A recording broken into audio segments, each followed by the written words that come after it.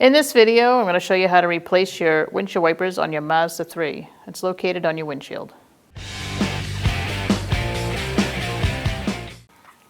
Alright, so you're going to pick up your arm like that.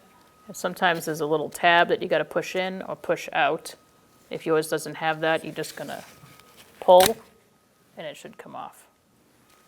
To install, first you're going to take off your white guard on the blade. There might be one on both sides. And you're going to look at the wiper and you're going to make sure that you have it facing the right way, because this hooks into it like this. So your tab on this one is underneath.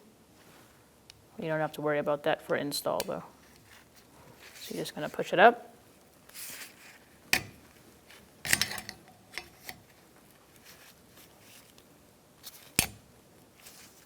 And it's installed. You're going to do the same on the other side. When only the best will do, demand TRQ. The only company that lets you view before you do. TRQ is committed to offering the highest quality aftermarket auto parts that are engineered for peace of mind. Thanks for using and viewing with TRQ.